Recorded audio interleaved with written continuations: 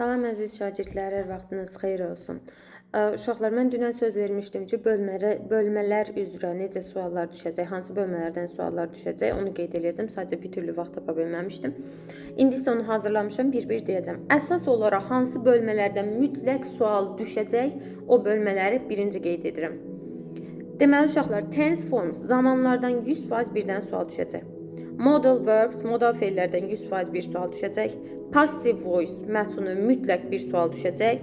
Conjunction bağlayıcı mütləq bir sual oradan düşəcək. Preposition sözünün mütləq bir sual buradan da düşəcək. Biri də var, gözləyin. Ən əsas, ən vacib 100% düşənləri məncə qeyd elədim. Bir də interrogative sentence. Bura yazmamışam, yadımdan çıxıb. Interrogative sentence sual cümlələri. Sual cümlələrindən də bir sual düşməsinə 100% əminəm ki, düşər yəni. Sonra noun bölməsi, isim bölməsindən düşəcək bir sual. Sadə düzəltmə mürəkkəb isim ola bilər, ya tək cəm isim istəyə bilər, sayılan sayılmayan isim, ya da yəl yaz istəyər. Məncə yəli hal düşər bu il. Amma görək. Daha sonra article bölməsinə aid bir sual düşər. Article bölməsini bu nəqliyyat vasitələrdə next, last ya da ki su hövzələrdə belə şeylərə diqqət edin. Düşməsi ehtimal olan hissələrdəndir. Pronoun əvəzi bölməsi.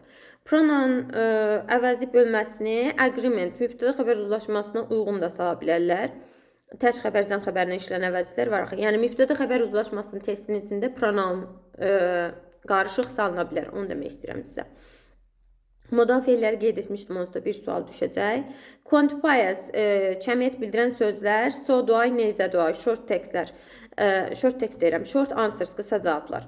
Qısa cavablarla quantifiers bölməsi ikisindən biri salınacaq buraxılış imtahanına. Hər ikisi düşə bilmə ehtimalı yoxdur. Daha sonra complex object. Complex objecti ümumi olaraq yazmışam. Yəni forms of the verb. Feilin formaları. Buradan kompleks obyektə aid sualda düşə bilər, mürəkkəb tamamlığa. Və yaxud da ki, mən dünən qeyd etmişdim. Had better, would rather, would prefer. Bu birləşmələrdən də düşə bilər. Özündən sonra tulu məstər, özündən sonra gerund tələb edən feillər var. Onlar düşə bilər. Yəni ki, bu complex object adı altında, form of the verb adı altında bu hissələrdən hər hansı biri düşə bilər. Complete sentence, cümlə tamamlama.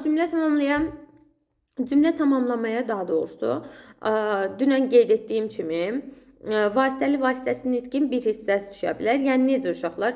Cümlə verib demir sizə vasitəlidən vasitəsizə ya da vasitəsizdən vasitəliyə çevir. Xeyr, belə deyil. Siz sadəcə baş cümləyə uyğun budaq cümlədə nələrinsə işlənməyəcəyini diqqət etməlisiniz. İstəsiz bununla bağlı bir balaca məlumat verə bilərəm. Başqa qoyucurum hansı bölməni qeyd eləmədim. Completeness, bir də adjective adverb, sifət zərf bölməsi.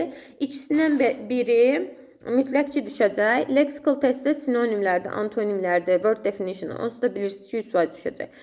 Heç qrammatika suallarının içində olmasa belə, reading suallarının içində onsuz da bir dənə definition sualı olur, bir dənə sinonim sualı olur.